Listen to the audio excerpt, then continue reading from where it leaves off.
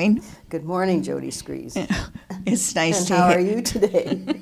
It's nice to have you here. Thank you. It's You nice came to be you here. came a fourth of a mile for this I did. interview. Mhm. Right down the street. Right down the street from Autumn Ridge. And how long have you been at Autumn Ridge? Well, this time I've been there a little over a year, but I lived there when I was at Siena Heights. I lived in Autumn Ridge for 11 years in 2 different apartment buildings. So I guess I've It's been like there. home in Adrian then. It's like home in Adrian. Yes, I like it over there very much. And do you have a grill? Oh yes, we have a patio grill that we have out on our patio. We started cooking about a week ago, but now we've suspended it during these cold days, cold and rainy days. But we'll get back to it soon. And when you say we, Pat Dulka and I live together, otherwise known as Cor. I call her Cor because her religious name was Corita. And when we lived together with you at Resurrection, there were about 4 other Pats. We changed back to our baptismal names at that point. And there were about 4 other Pats in the house, so we always retained Cor for Corita, who is Pat Dulka. So I call her Cor all the time.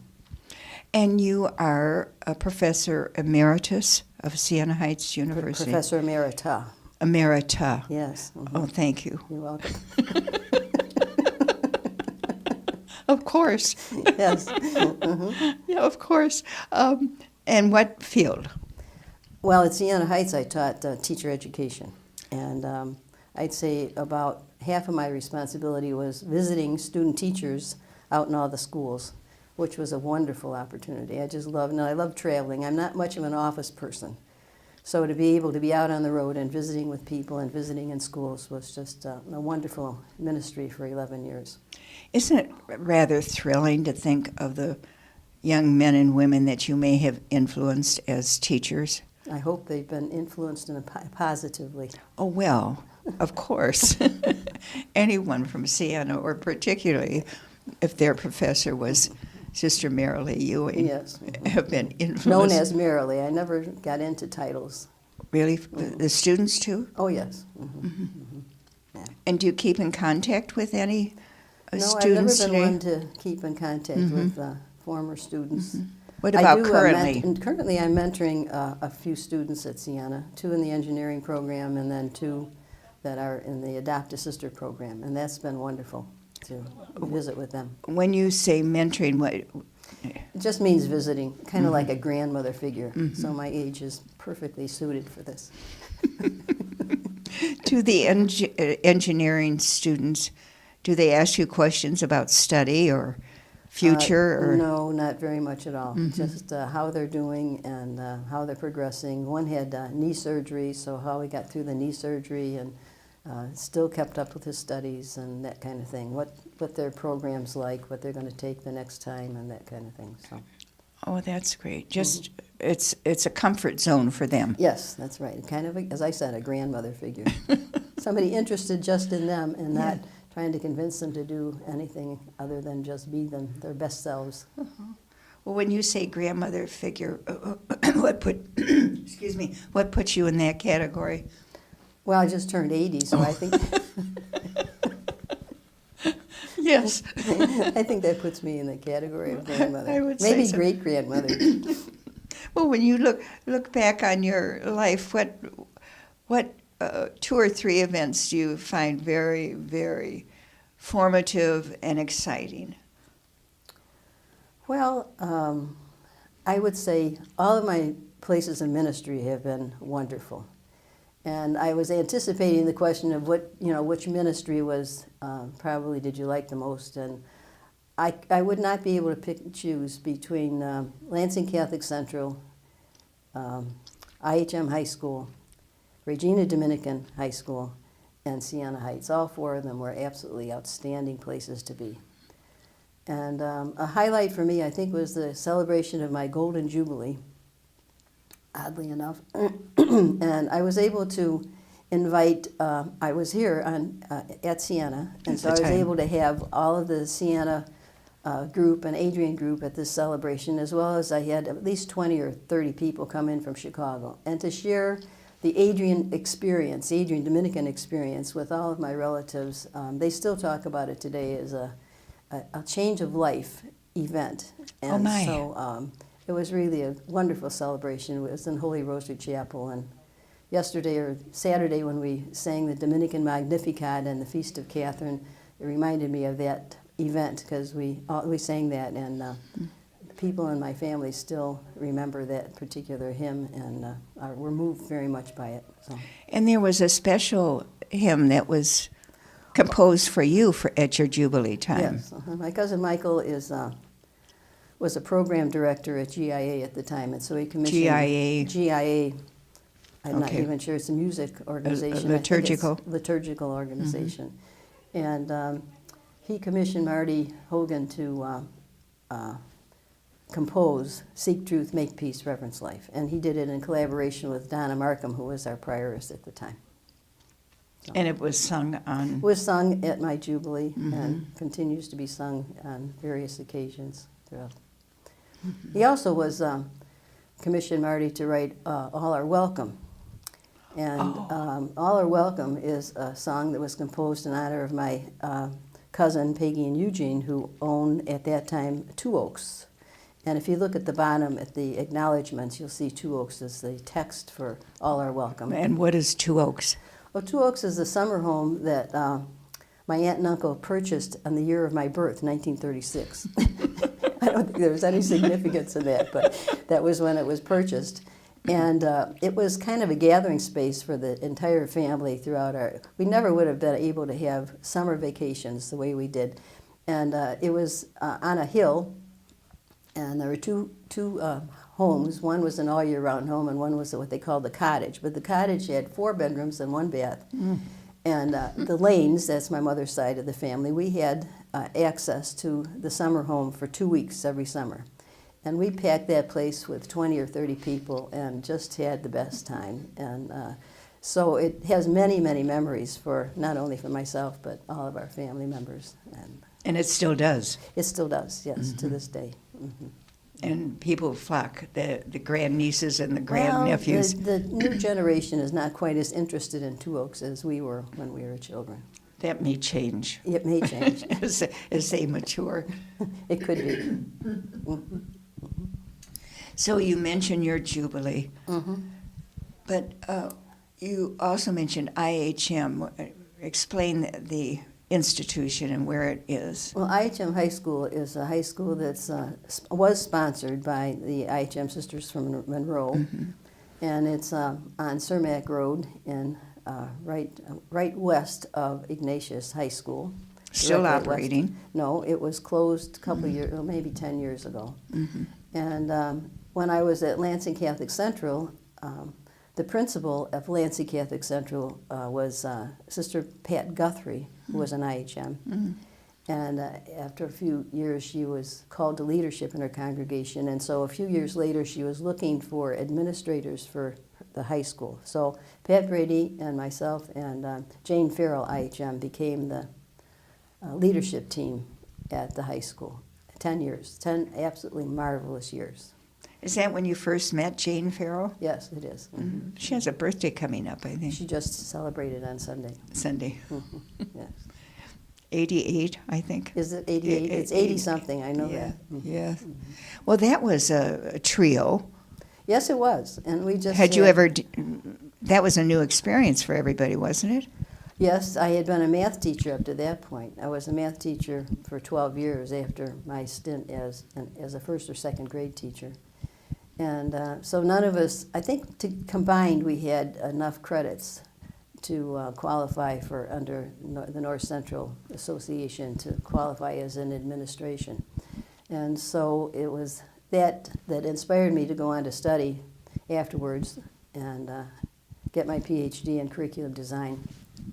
Actually, I went on to get certified as a principal, and I don't know, I got sidetracked. I forget what, I kind of lost in study, and so I spent 2 years. And then in the middle of that, when I still had 2 courses to go in my dissertation, I was invited to be the principal of Regina Dominican.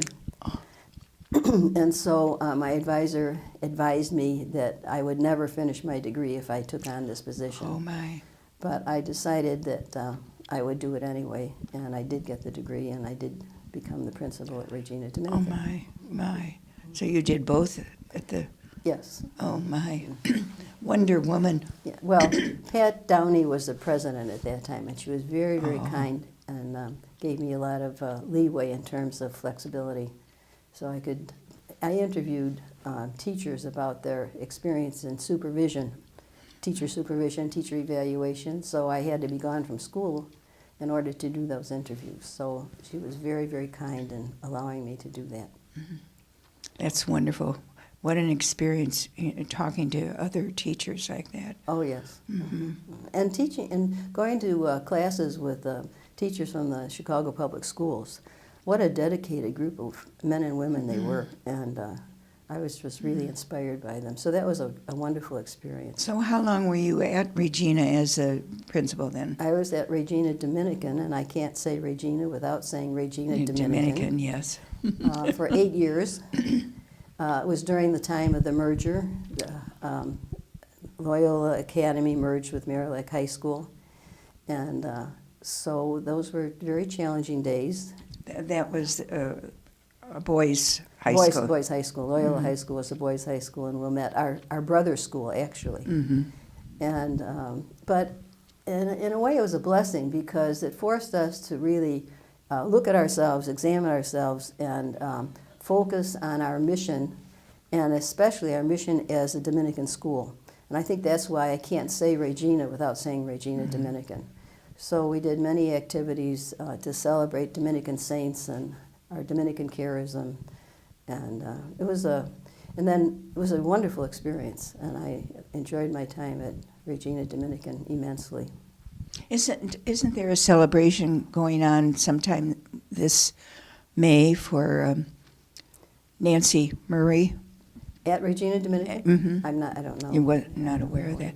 I know you were on the board of Dominican High at some point. Yes, I was. Was that also a time when the school was close to closing? Yes, I was on the board when the school actually closed. So I've been on the board of 2 of our schools that closed, and it's very difficult times. I laugh about it because Mary Margaret asked me to be on the board of Regina Dominican. I said, no, I've closed 2 of our schools already. I can't possibly take a chance on, I think I might be the unlucky charm. It took a while, though, to when Dominican closed. Wasn't there Oh, yes. I was on the board at least 3 or 4 years. And Terry Ann Dianker was the president. Wonderful, wonderful president. And they had wonderful faculty there. It was just a shame, but it was time. it was time, I guess. And the same with The academy. the academy right here on campus, St. Joseph Academy.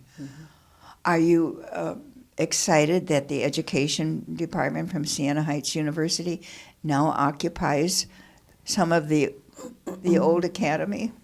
I think, yes, I have mixed feelings about it because when I was at Siena Heights in the teacher education program, we really focused on the fact that teaching is an art, and that's why we were part of the PAC, the Performing Arts Building, and so we were part of the division of the arts. So we were with drama and visual arts and communication skills. And so it kind of, I don't know what the situation is now, how closely related the teacher education program is to teaching as an art. Wow. And I think that's something that Eileen Rice initiated, and it was certainly a valuable, it fit right in with my philosophy of education and teaching. So that would be a concern of mine. But other than that, I think it's wonderful to have its own space. We were very cramped in the PAC. And they share space with the Literacy Center. Yes. Also, yes. Have you visited the? I was there once when I was visiting one of the students that I'm mentoring, but I haven't spent a lot of time there, no. It's really, well, I haven't seen it, but I've heard wonderful things about the space. Now, if I recall, having known you, Marilee, you were very young when you began driving. Oh, yes, I was only 15. That's pretty remarkable, because what year might that have been? Oh, probably 1953 or so. Yeah, yeah. Were you the first in your class to drive? Oh, I don't know about that, but I was probably one of the first in my class to have a car because my father was an auto mechanic, and he owned his own business, Ewing Auto Service, Oh, my. which was located now at the place of the parking lot, the Westin Hotel parking lot, 50 East Delaware. It's on the near north side. Oh, my.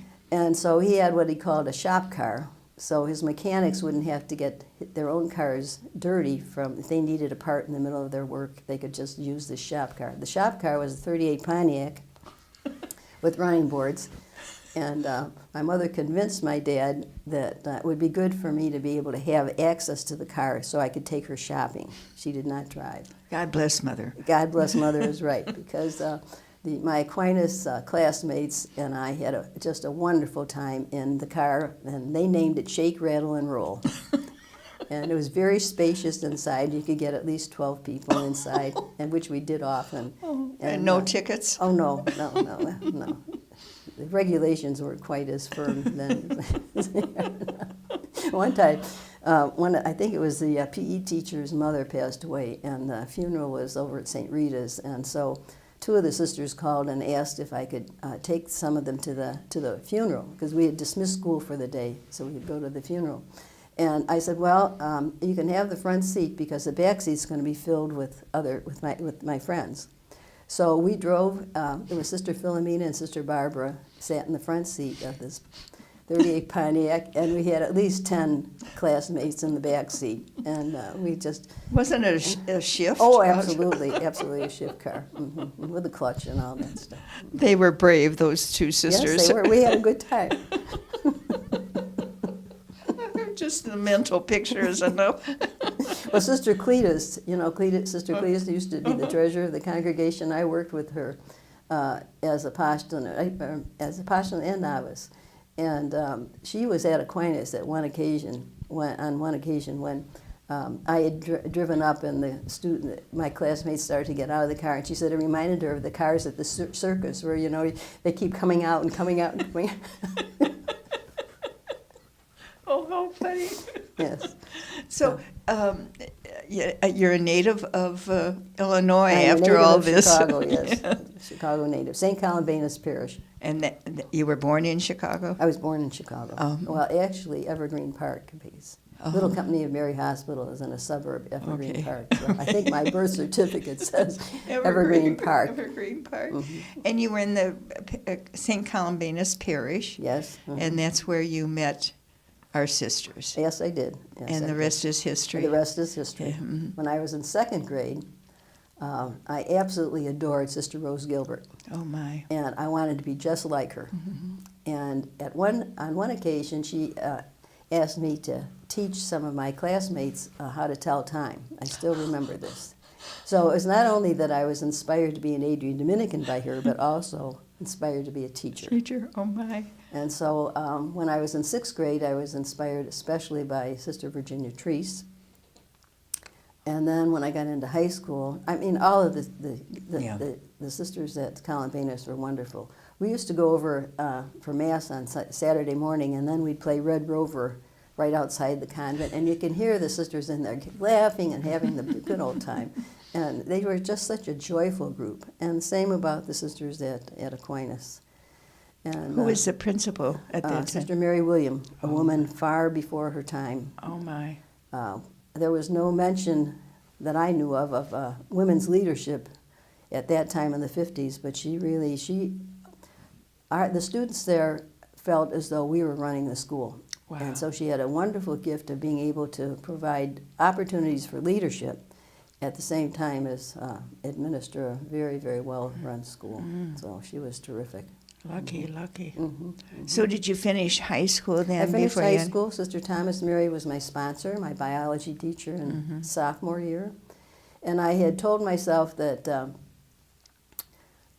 that I would wait until my senior year. When I was in 8th grade, 2 of my classmates entered as preps. Oh, my. And so the notion from 2nd grade kind of percolated up again in me, and I said, no, I want to enjoy high school.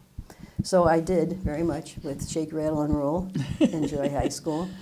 And so probably around the early spring of my senior year, I approached Sister Thomas Mary and then entered in September of that year. I enjoyed the summer. What was your parents' reaction? Well, you know, my father was a non-practicing Methodist, so he didn't really know much about religious life, and I don't think my mother knew very much about it. I think she had an inkling, and he was just puzzled by it. And but, you know, I enjoyed such a wonderful, loving household, and my parents were such loving people that no matter what I had decided to do, I knew they would support me in that. So there was never any question or questioning about my decision or anything. They were just loving parents. And siblings? My one sister was 7.5 years younger than I. Oh, my. Judy. She probably couldn't understand. No, she was in 4th grade. At Columbanus? By that time, we had moved to St. Albie's. Oh. And so she was at St. Albie's School, and then went on to Aquinas. And does Judy still live in Chicago? No, Judy was married. She went to Mundelein College, and in her senior year was student council president, and happened to meet Minch Lewis, who was the student council president of Notre Dame University of Notre Dame. Oh, my. And so they met during high school years. That would be another whole book or interview. And then they were married the summer after they both graduated from college. And Minch had received a fellowship to study in Syracuse. So they moved for 2 years to move to Syracuse. Well, history, they're still living in Syracuse. Things their plans just never worked out to move back to the Chicago area. And they had 2 daughters, my 2 wonderful nieces, Kara, who's works at Boston University. She's a researcher in, gait research. She's GAIT. Yes. She's a physical therapist. And the other one, the older of the 2, Kristen, teaches biology at Notre Dame with her husband, and has wonderful Elizabeth, is my sister's only grandchild, my only great niece. And Elizabeth has just brought life to the family for the last 7.5 years. She's just a 7.5. Yeah, she's 7.5. Oh, my. Yes. Going on 17. Or 27. Or 27, something like that. Yes. As the case. Well, you're nice and close to them Yes. if they're living in South Bend. Yes. And you spend holidays together, I'm Oh, sure. yes, absolutely. Yeah. Either in Syracuse or in South Bend. Have you had opportunities to travel during your My sister life says, as a Dominican? join the convent and see the world. So, My mother used to say that too. in 1966, Linda Bevilacqua invited me to go to Rome to her cousin's ordination from the North American College. So I had the privilege of accompanying Linda and her family. And then later, and we went to 4 different countries. And then later, I went on a tour of, I don't know, about 6 different countries with you and many others, 6 others of us. So we traveled then and went to the lands of Dominic afterwards with Pat Dulka and Cor. And so yes, I have. Alaska. Oh yes, we went to Alaska too, on the Inner Passage. If you could do any of those countries that you visited or states, where would you want to return? Well, that's really a difficult question. Alaska, each one had its own uniqueness. So I'd probably like to go someplace other than where I've been, but I liked each and every one of them. We just came back from the Grand Canyon and went to Sedona, drove through the Oak Creek Canyon. Oh, what a magnificent sight. Majestic. Yeah, majestic. Yes, very. There's a story that a sister wrote a card or a letter to Mother Gerald. She was being transferred out west, and she lived in the Midwest. Could she stop, asking permission to stop at the Grand Canyon? And Mother Gerald wrote back, just continue your flight. It's just a hole in the ground. But you know better now. Yes, it's magnificent. You probably could have stayed longer. Yes, we could have stayed longer.